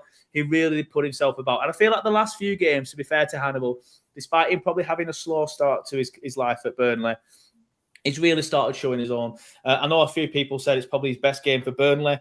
You could argue that Norwich was as well. And that's only, 3 games ago? He was superb in that game as well. So, yeah, Hannibal really has come on leaps and bounds over the last few games. And it's really going to be great to see how he gets on in the Premier League. Because I do agree with what Chris said earlier. I feel like he will be chosen quite a lot in the Premier League. I feel like the game will suit him a little bit more. And he brings Premier League experience and Premier League pedigree. Obviously, he's played for Man United. He's scored for Man United in the Premier League as well. So absolutely fantastic and congratulations to Hannibal for the first ever official Turfcast man of the match. I'm going to try and do more of that next season, by the way, where I get the votes in. Might even ask the lads on the panel who can't appear on the show this week and then create a graphic and do things like that. Trying to take it to the next level for next season. And thankfully, we'll be in the Premier League, so we'll have more eyes on as well. Lee Greenwood says he will be crucial next season. Fly over Fred says Hannibal played like there was no pressure, and that's a great sign. Completely agree. Right, Nathan, I'll come to you next because you have said something in the private chat that you want to talk about the new CEO at Burnley Football Club. Of course, Burnley announced, was it yesterday? I think it was yesterday, that there is a new CEO at the football club. James Holroyd. I definitely didn't just Google that to make it look like I know what I'm talking about. But James Holroyd was announced as the new CEO of Burnley Football Club, obviously formerly of Manchester United as well. And you said, can I have a quick mention on the new CEO? Yeah. Because it's a pretty exciting deal. What are your thoughts on it, please, mate? Yeah, look, I'm not going to sit here and pretend to be some football business expert, but I've knew the name James Holroyd for quite a while because he worked at Adidas for quite a while, and then he's been at Manchester United for over 14 years. And he was a part for however shit United have been in the past couple of years. Commercially, they've been the absolute gold standard of how to make money. If you want to make money in football, you look at Manchester United and they print money for fun. They could put a Man United badge on a lump of shit and they'd sell 3 million units. You know what I mean? They know how to. Don't they do that anyway these days? Isn't that pretty much so? Yeah. Isn't that what Harry Maguire is? The pitch. That's Harry Maguire, isn't it? So he was part of their commercial team at United. It was no coincidence that less than 24 hours after we get Premier League football, that press release gets landed. It feels like another evolution of the club going forward in the right direction. And I sort of want to tip my cap, I think, to ALK a little bit because I've been pretty critical at times, and they've made some pretty weird decisions, and I've felt like they're just winging it a little bit. But they feel like now they're in this next guise of where they're at, and they're actually bringing in not just like canny operators that someone else knows that worked in football. They're actually bringing genuinely the best in the business. So for someone to come in and to run our off the football, he's not going to touch any football operations. So it's purely commercial, running the club day to day, which hopefully, fingers crossed, that he's got connections at Adidas and we can fucking get an Adidas kit back in. Yes. And we can really ramp up some decent merchandise and United pride themselves on brand deals. I'm not saying we're going to go out and start signing like Moncler brand deals, but it's having the right people with Imagine a the Moncler right brand deal in connections. Burnley. I know. Well, to be fair, they'd fucking clean up. They met them fake Monclers you see in town. Yeah, they're all fake, mate. That's why. So to have someone coming in that has these connections in football, it feels like for me anyway. I like to look at both sides on the pitch and off it. I know you're good with stuff like that. To be fair. And when we interviewed Russell, it was you that were pushing for it because you want to see that side of it. And just on that, I think on Burnley's tweet, they did say that he'll be seeing the fan sort of like engagement side of things, which is good, which obviously means that I think Russell's more like fan experience rather than that. But I think they kind of fall under the same umbrella. So maybe Russell can concentrate on more sort of things that he's used to. But I appreciate you bringing that up, mate. I've got a question. Sorry, go on. Does that mean that our new logo will not be a big B? I think Alan likes the big B, doesn't he? I think Alan's pushing the big B, but I'm not sure. I'm not sure, to be honest with you.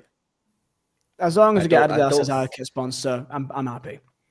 From what I know and had conversations with, I'd say conversations, more rants towards Russell Ball, they can't change the logo to the B without a public consultation. They can change. Did you actually think about changing it to a letter B?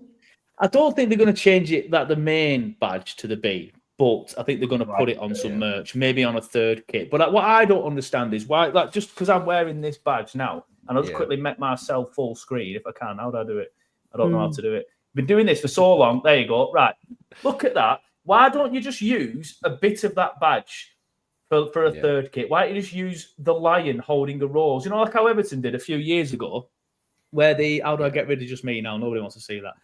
Everton did a few years ago. They what's that tower called on the Everton crest? I can't remember what it's called, but they used just that on like a third shirt. I don't understand why they don't just do something like that rather than using this B. I don't particularly like this B, but it is what it is. I'm not going to lose any sleep over it if they put it on a third kit, but if they change the crest to it, then as somebody said in the comments, or was it you, Nathan, just then my internet quickly dropped out a little bit, that they can't do it without consulting the fans and the FA, which I don't think that's going to get past. I don't think just a B is going to get past it, to be fair. So they can shove it on caps for all I care.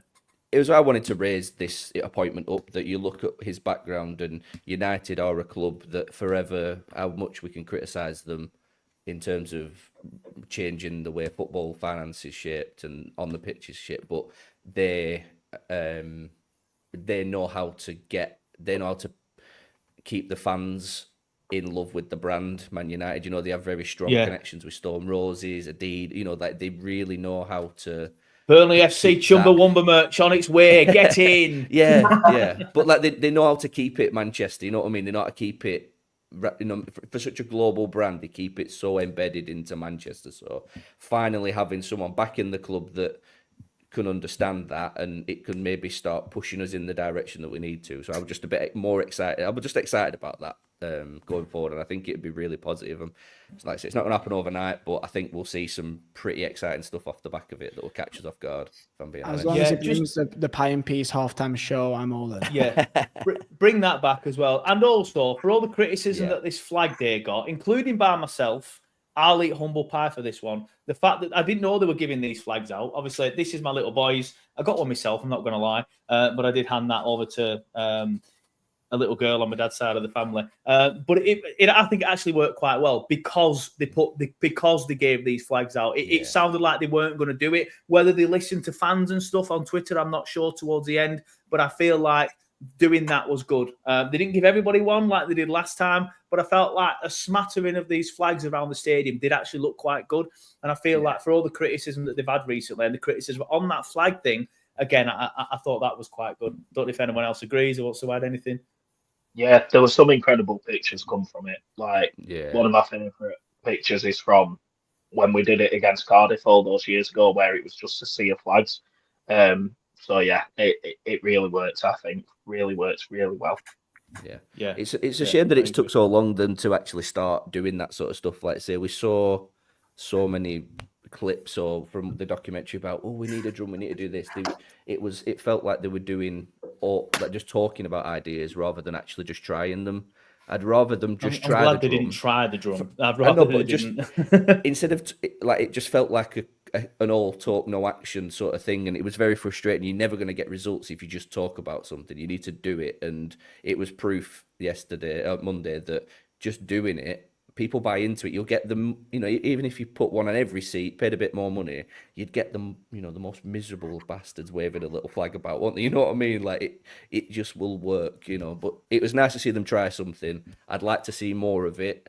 My only criticism at the end was, why didn't they play any music instead of just the guy going, "Let's hear it for your newest Premier League team"? Yeah, there was like, that you've told us bit that in 10 times. Yeah, I agree with that. I felt like the music, which annoyed me, by the way, because I tried to film the bits where all the players come out, and I tried to put it on Turfcast, but because they played "Free From Desire" at full whack, and that Natasha, it was something else, another song, YouTube bloody copyrighted it, so I couldn't put it up. Well, I did put it up, and it got like 300 views because YouTube sort of like, didn't send it out to any accounts and stuff. But I agree with that. There was that like 10, 15-minute period where it was just dead, weren't it? Nothing were happening, and just get the crowd pumping. I agree with that bit.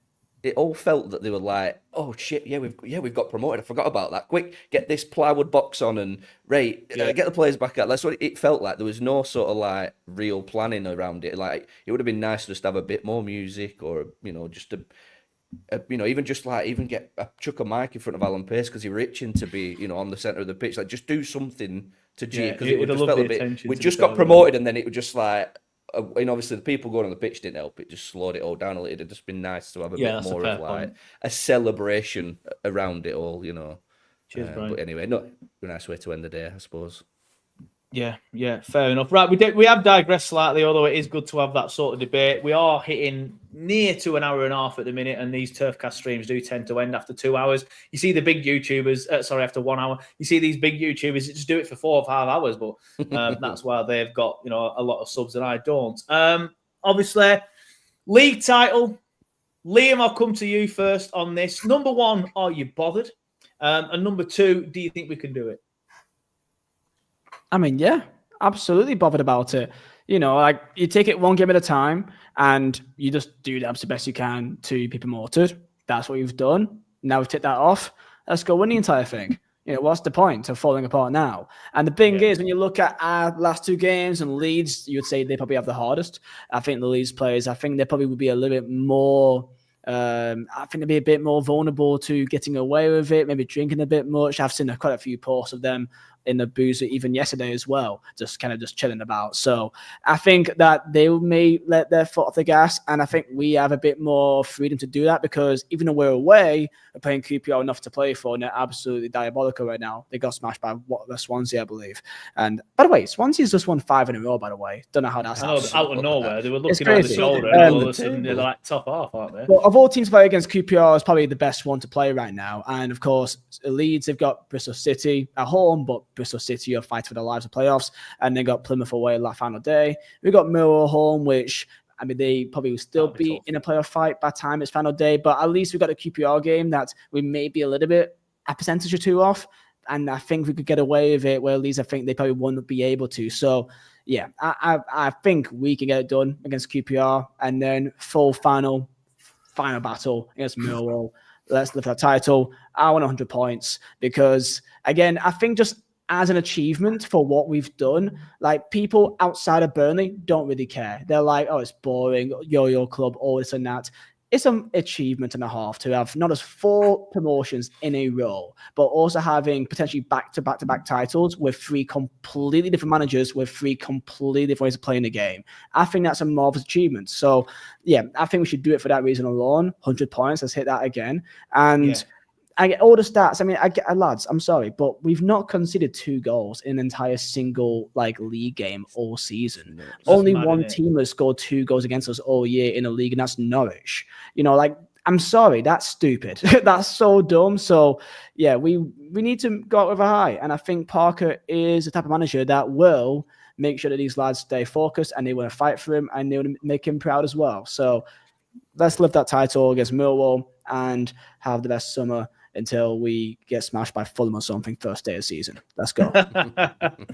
Yeah, that's the downside of it. And I don't want to talk too much about how we're going to get beat every week next year.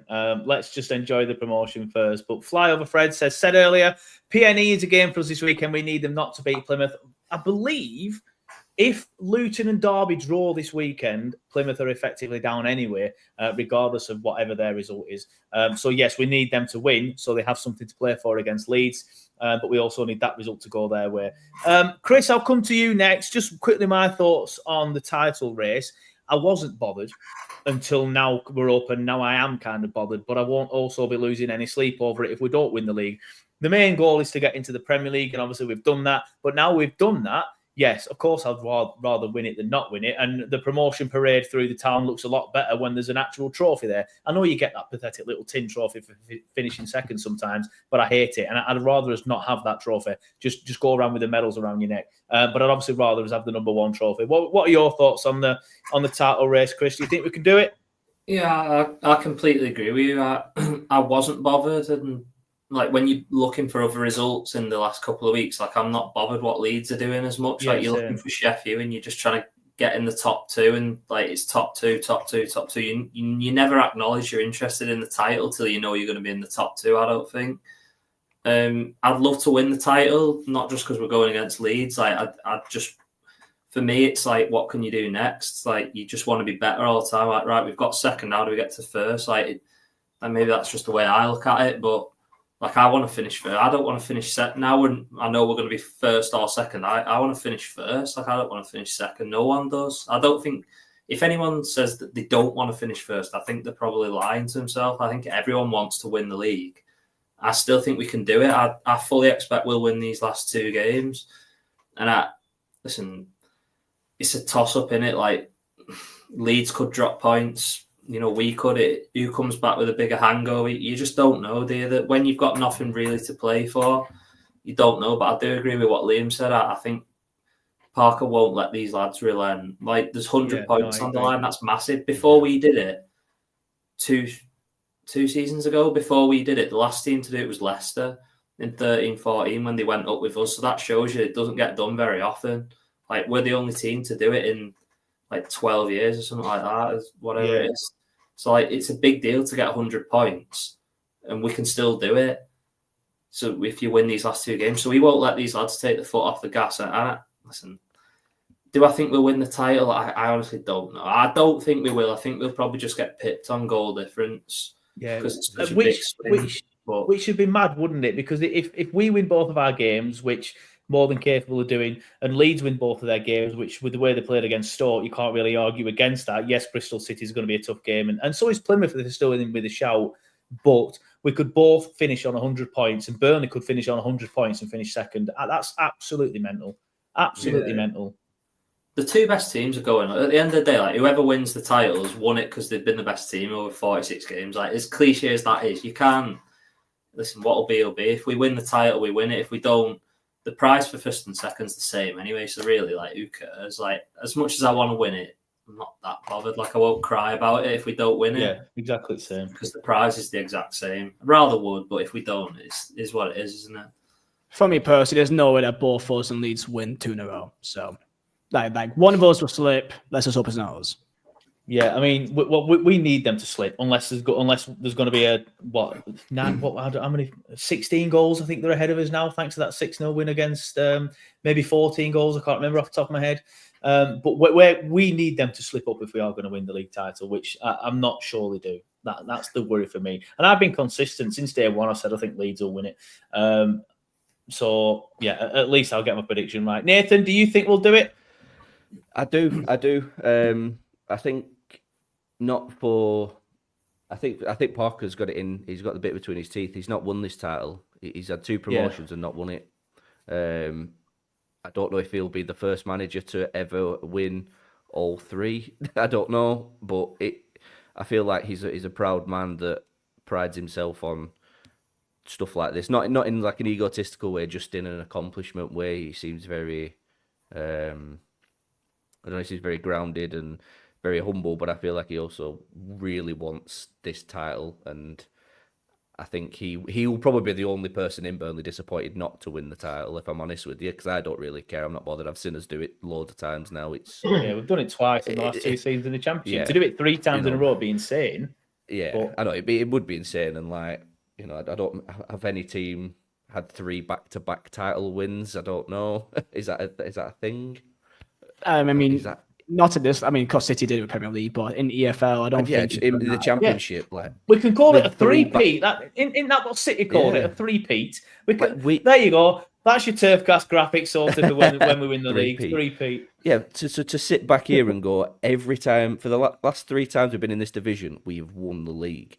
Like that is imperious at this level. Like I love this season. I love it. I love it. and also like the stat there we were saying no team's got 200-point seasons in this Yeah. league. Like we'd be the first team to have 200-point seasons. Like again, what a stat! And you know, in fairness to Wilder, shit we've been giving him and stuff, he was very magnanimous at the end, weren't he? And he swallowed his pride a little bit, and he was very complimentary towards us. I mean, just said it's an unpopular opinion amongst pretty much a lot of football fans, but I actually quite like Chris Wilder. I know he's a bit of a bell end sometimes, but I just think that's his passion spilling over more than anything else. He wears his heart on his sleeve, and people want people involved in football to do that more. Then you get somebody who does wear his heart on his sleeves, and then people complain about it. So I do quite like Wilder, if I'm honest. Would I have him at Burnley? Absolutely not. But I do like him, if I'm honest with you. Yeah, to get that, and like I say, to get the 33 unbeaten, you know, we've sung that Dash song for years, haven't we? The 23, like we still think that's the greatest achievement since like 33 games unbeaten. If we finish the season unbeaten, It's mad, isn't it? with a title like that, it's got to be. We have to genuinely go down as one of the greatest clubs at this level. Like this team at this level, like we have to with that record. You know, we've pissed the league again in a way. You know, I mean, ultimately we are just relying on Leeds to slip up, and it'll go down to they've scored more goals than us, and that's the only differential between us and Leeds. They've lost more than us. We've we've got the same points. They just scored as well. But we have drawn more, but they've just scored a few more. So there's multiple ways to skin a cat, and you know, scoring a few more goals does help, doesn't it? So hopefully we can add that into our game, but. Yeah, I'm not bothered, but I know Scott Parker probably will be. Yeah, fair enough. Andrew, I think it's a nice way to end sort of like this little chat, because you've said for like, 12 weeks now that you think we'll win it? So I'm presuming you're still going to stand by that. I am desperate for us to win. I've been banging on about it since Christmas, saying that the title's still there. A lad came up to us after the match on Monday. I don't know his name, but I know he watches this. But he came up to us at Preston. Shout out to you, lad. I don't know your name, but he came up to me at Preston and he said, I don't know if we're going to do it. I don't know if we're going to, get the promotion. And I said to him, don't worry, we'll get promoted. We'll win the league. And he come up to me again after that on Monday and he said, you told me not to worry. You said we'd get promoted. You said we'll win the league. And I said on Monday we'll still do it. And I'm certain we will. I've had a graphic that I made about 3 weeks ago, starting my drafts ready to go for when we win the title. Hopefully that's not a jinx. But yeah, I'm confident that we will go the 33 games unbeaten because, like Nathan said, we bang on about that with Sean Dyche of 23 games unbeaten. Yeah. To do that and then plus 10 is absolutely phenomenal. You can't even fathom it when you speak it out loud. It's actually insane. Crazy. But the things that you add on top of it is we've conceded 15 goals. Yeah. Like the records that we have broken this season or the records that we have created this season is absolutely incredible. And I can't see Parker for 1 minute letting us slip to then lose against QPR and Millwall. Like, no disrespect to them whatsoever. I know Millwall are the last team to beat us, but no disrespect to them. If we can go these 33 games unbeaten, we've got 2 left, then let the summer happen, and then we can focus on next year. But we've got 2 left, 2 cup finals, let's do it. It would be silly to get to this point and then just lose the next, just any game, especially the Millwall game at home. I would obviously last time out, yes, we probably lost that game against QPR intentionally. I'm adamant. And it is what it is. But I would like to see us. I would like to see us do the full game unbeaten. The full season unbeaten at home. That will be something that I've never seen Burnley do before, and I doubt we'll ever see it done again. Especially if we obviously stay in the Premier League for the next few years, which fingers crossed we will. But that's a debate for another day. I'm not going to go into that now because I don't want to talk about how we're probably going to get battered every single week next season. However, to talk about next season, but without. And this will be the last debate as well. I know a lot of you are sort of like leaning back in your chairs now and stuff, and I get it's been an hour and a half, and I apologise. But one of the things that I do want to talk about next season is what are we most looking forward to? Because when you think of the Premier League, it's sometimes a little bit difficult to sort of like think, I'm looking forward to this, I'm looking forward to that, because your mind just intentionally goes straight to, we're going to get beat 6-0 off Leeds, we're going to get beat 3-0 off Leeds. Oh, for God's sake, we've got VAR, we're probably going to finish at very best 17th. Although we didn't have that attitude last time, but that's by the by, because let's not sort of like remember exactly how it panned out. But completely agree with what everyone's saying already. This is what I'm looking forward to. Scott O'Sullivan says Everton's new ground, 100%. Like when we were like third or fourth, like not so long ago, I'm thinking to myself, well, maybe I'll just have to go as like a neutral, and maybe when we're in a couple of years, or just get a ticket. But I'm genuinely really, really, really looking forward to going to the Bramley-Moore Dock, Everton's new ground. Scott says that. Steve says that. Phil says that. Looking forward to beating Man United, says Simon Woodhouse. I tweeted something on my personal account the other day that would genuinely be a relegation battle, to be fair, next season. Jack T. Stretch says, I'm looking to some good away days. See, I don't see the Premier League away days as good away days. I see the Championship away days as good away days. The Premier League ones are always a little bit more touristy. The atmosphere is not as good. You get beat 9 times out of 10 as well. Flyover Fred says, I'm looking forward to seeing who Parker recruits is signing this season have all been good. Yeah, fair enough. Sending Man United down, says Lee. Looking forward to a striker, says Let's Rock. Jordan Rushworth, says the rare 1-0 wins against big boys at Turf or Class. Hoping for another Conte-like meltdown from another manager next season. But yes. Oh, what Scott will wear, says Steve. I hope he gets like a brand new sort of like Premier League cardigan. Chris, I'll come to you first on this one. Is there anything in particular you're looking forward to about Burnley's Premier League campaign next season? A couple of local games for me, but other than that, probably just the challenge. Like again, this is just a personal thing. Like I think I don't like not enjoy winning every week. I do. But I don't know. There's something about I just like the challenge. Even at the start of the Prem season, there's a bit of I don't know. I can't explain it to you. But when it's not quite as predictable when you go every week. And I mean, it did turn out predictable that we were getting beat every week. It turned out. But I don't know. There's just that bit of thing where it's more of a challenge, and I can't really put it into words. I said it at the end of the last season as well. It's just something different about a challenge. At the start of the season, we're all on 0 points. Going into it, and there's more you think, oh, can we beat Fulham at home or Palace at home? There's just something about the challenge of playing them mid to lower teams where you think, right, we've got to beat them, and then it's a challenge. You're not turning up against Plymouth and thinking, yeah, we'll win this. I don't know. It's just a personal thing. I just enjoy the challenge of it, and the wins feel better. It's a better feeling beating Palace at home than it is Plymouth at home. I think just because you're at that bottom end of the division, it just feels better. I don't know. I think that's what I'm probably most looking forward to, providing we actually win some games this time around. Yeah. You know what really set the tone for last season's Premier League? And I know it was Man City at home, and I know it was Friday night. But we were all buzzing. We were all like, yes, back in the Prem. We've got this exciting new up-and-coming manager.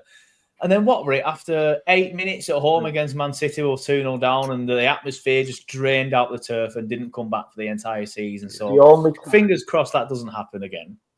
We were top. We were on about this coming home from the match on Monday, and we were top of the table for the first 3 minutes of that match. And after Haaland scored that first goal, we never left the relegation zone. Really? For the whole season. Yeah, we need more. We need more than that. That's just sad. Yeah, I didn't realise that. Yeah. We need more. That's another good point, Peter, by the way. Peter Gornos, 30 quid price cap for away tickets still in place. Yes, it is. Which means, what did I pay for it? What I paid for at Coventry. But for a family of 4, 1 adult, I was the only adult. My dad, who's he won't thank me for saying this, OAP, and a little boy and a little girl, so 2 under 12s. Well, that 120 quid, that will not happen in the Prem. That ridiculous sort of that. Well, actually, it will. But obviously not for 2 kids. For 4 adults, it will. But not for 2 kids in there as well. That 38 quid. Thank you, John. Thank you, Lee. That was the thing that killed us at Coventry. With my 7-year-old were 25 quid, and it was an absolute disgrace. So yeah, that's a good thing as well, Lee. To be fair, but it is what it is. Chris has just had to jump off a little bit. He has put something in the private chat, so I will just quickly get rid of the empty chair. Hopefully, he manages to come back and say goodbye before we do end the show, because this is the last chat. I appreciate I've kept you all here for too long. But Liam, obviously, as a sort of like an overseas fan, maybe you're more excited about being able to watch sort of like every game. I mean, to be fair, it's not been difficult to watch the Championship games, are they, on our perfectly legal streaming devices. But Liam, is there anything in particular you're looking forward to about the Premier League campaign next season?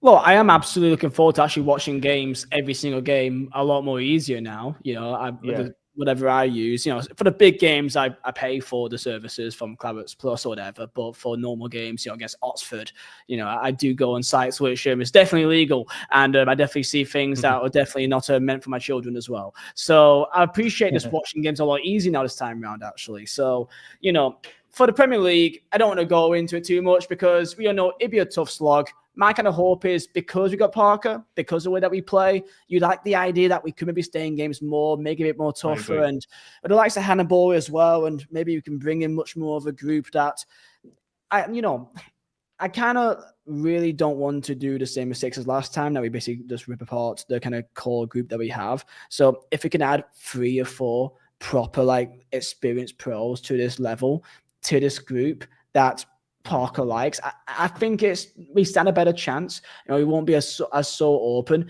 It'd be tough. We may have to dig in games, be clever. What we've done this year is be clever, be consistent, be hard to beat. And that's what Parker seems like he's built this team to do, the exact same thing in the Premier League. And we've had an entire year practicing. So I'm looking forward to that. I think we stand more of a chance. I don't think he'd be backed as much as Company, though, because Company had like over 100, I think it was 125 million quid he had after all the loans and clauses, whatever else. So I can see him being given maybe 30, 40, 50 million, but I think we're going to really take advantage of loans, and like loans with like, you know, potential clauses in there that if we do stay up, they sign on for 15, 20 mil or whatever, right? Yeah. And here's some good news, because I think it's been thrown around, but of course, the main 3 boys, Fleming, Edwards, and Anthony, are now all permanent Burnley players, as far as I'm aware. So that's already 3 signings right there. On top of that, Aaron Ramsey, and even Nathan Redmond, that's not played a single minute. That's also 3 more signings there. So there you go, boys. There's 6 new signings for next year already set up. Yeah, you know what? I'm glad you mentioned that, and that leads in nicely. What I will say is Fleming was an obligation anyway, no matter what league we're in. But Edwards and Anthony, yes, that was promotion. But that's last season, not last season. The last time we got promoted to the Prem, the reason why we had to have such a rebuild in the summer is because the loan players that got us there all left. And I feel like Alan Pace and the board, again, got to give them credit where credit's due. They've learnt the lesson this time. They put clauses in there like, if we go up. So they're all staying now. And obviously some of them were just options or were obligations anyway. Humphreys, it's not been officially announced yet, but he said it himself to sort of like the hospitality lot. He's confirmed he's staying as well. So that's another one. So we are keeping the main core of this squad. And I know you just mentioned it there, Liam, and John mentioned it in the comments as well, that yes, we don't want another summer of rebuild. I don't think we will, because these loan players are now staying. So I think the board have learned from last time. I completely agree. Ripping the heart out of that team, not intentionally because a lot of the loan players left, but ripping the heart out of that team killed us last time. We had to have another complete rebuild. I do feel like there was some signings that we did get right, but there were some signings that we did get wrong. But fingers crossed, it's just adding 2 or 3 very important players, maybe 3 or 4. We need a striker. We probably need a backup striker as well. Maybe a backup on the wings as well for the likes of Edwards and Anthony. But Nathan, I'll come to you next. Is there anything in particular you're looking forward to the Premier League season, or anything you want to mention about the upcoming Premier League season? No, I think just the general. I think there's a general reset on offer here for top to bottom, how the club is ran from the ownership, how we approach games from the coaching staff. It's feels like a big moment in our, I don't know, like near future as a club. I feel like this is the best sort of launch pad we've had going into a Premier League. It probably I can think of, even under the when we had just before the long stint under Dash, it still felt very much like, we're just we're the underdog. We've not, the off the pitch stuff wasn't on par with the off the pitch stuff. Whereas I feel like now it's funneling in nicely, and we're trying to be a Premier League team on the pitch and off it. So I think for me, it feels like a very important promotion. I felt like if we didn't do it this year, it would get harder and harder and harder and harder to do it. So it's the release of pressure that we've done it. We're in the Prem. We can really look forward, and we can get, rather than scrapping around getting a smaller sponsor for the shirt, we can go get a bigger one. We can get better brand deals, and we could do all this, that, and the other. It's only going to supplement the wage part, and also just being in the Premier, you get access to better players, don't you? In theory, Yeah, and what you said, Joe, the loan signings that absolutely killed us last time, because we fell in love with half of them loan signings, and that was the problem. From the minute one, we lost them players that we fell in love with, and we as fans would run through brick walls for, and we lost them immediately because we just didn't do the deals right. So now, hopefully, the club have learned from the mistakes, which they have. They've brought these players in and they've cemented them in correctly, and we're going to benefit for them. So. Yeah, I think it's good. I feel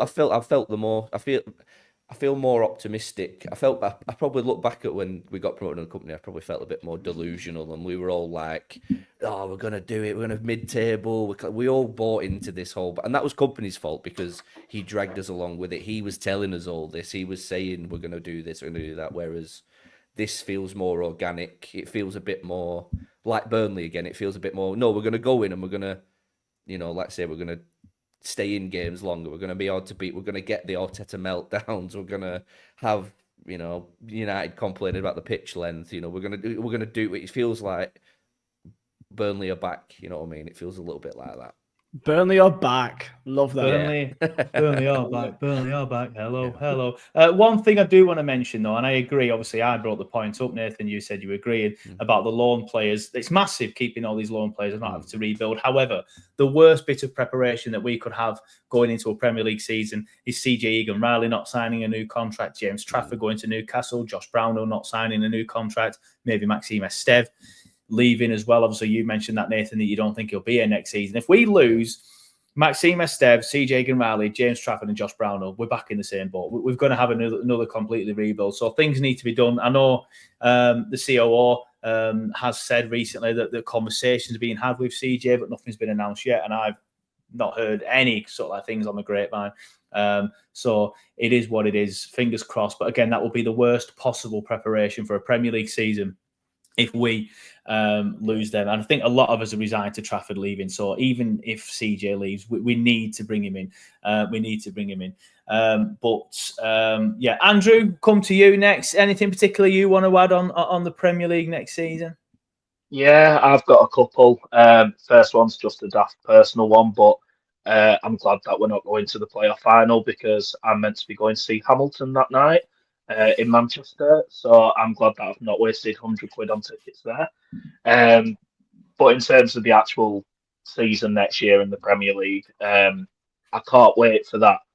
Just that one game, that one fixture, that one result where, and I think it was Jordan Rushworth put it in before, we get a 2-0 win against Liverpool, or a 1-0 win against Man United, or a 1-1 draw against Tottenham, something like that. Something there against was nothing like that last time, was there, off the top of my head? I mean, I know we drew 2-2 at Chelsea and we drew Man United at home, but that last season in the Prem there was no good results. There was no one-off random weird result where every other season we've had that result.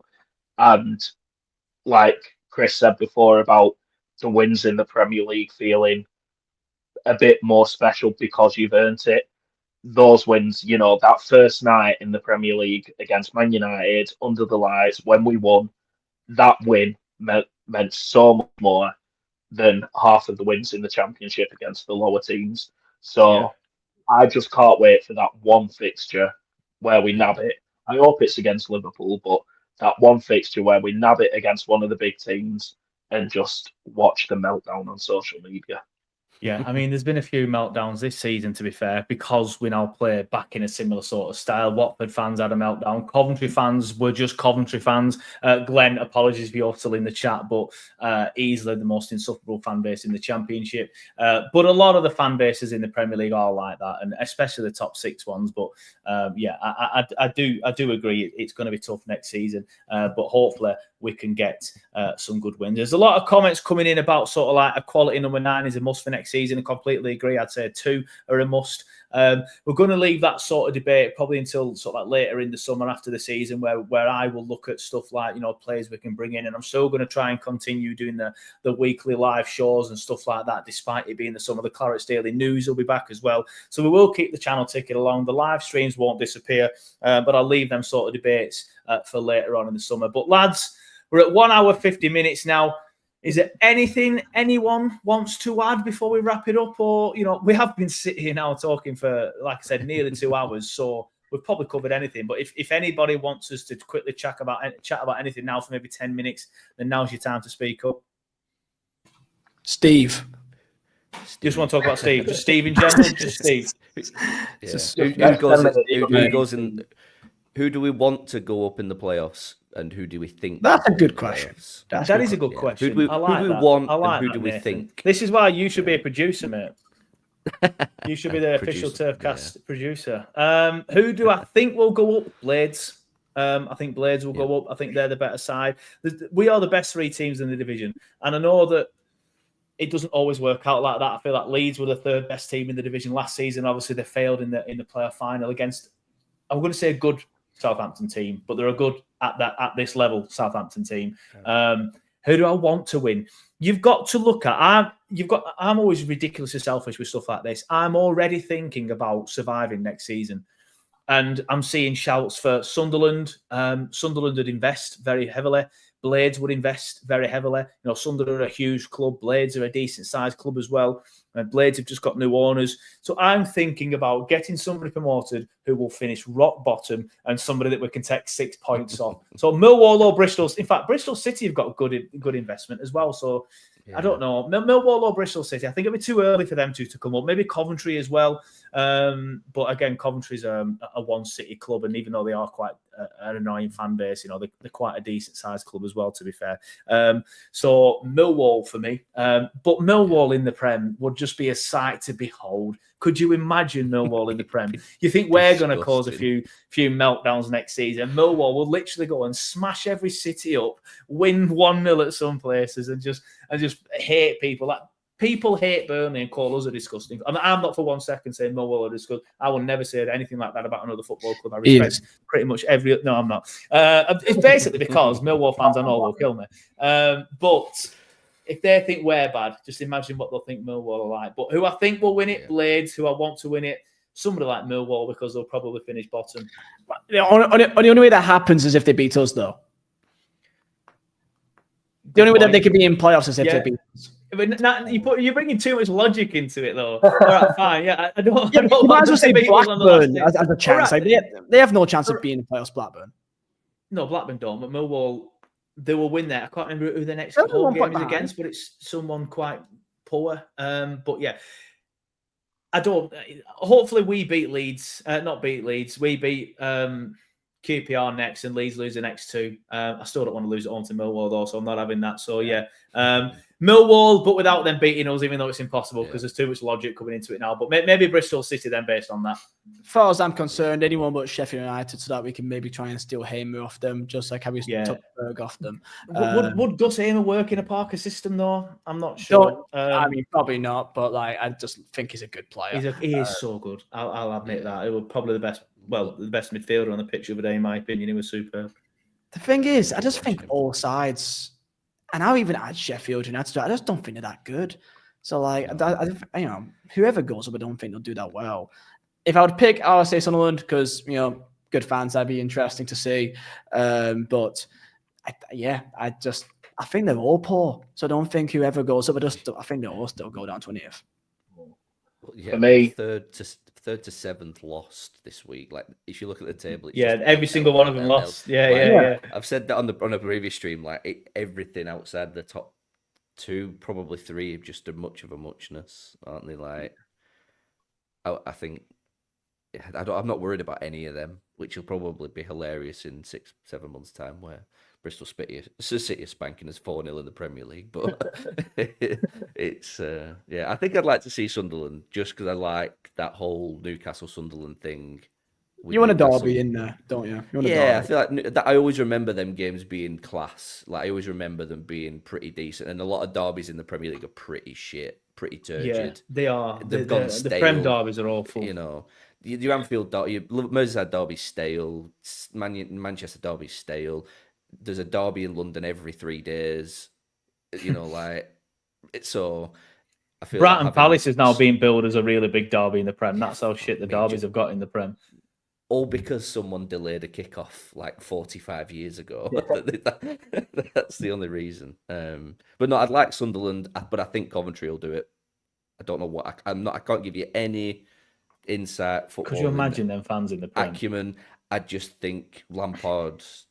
I kind of like Lampard. I think I like him as a bloke. I like him as a manager, and he's obviously doing something decent at Coventry.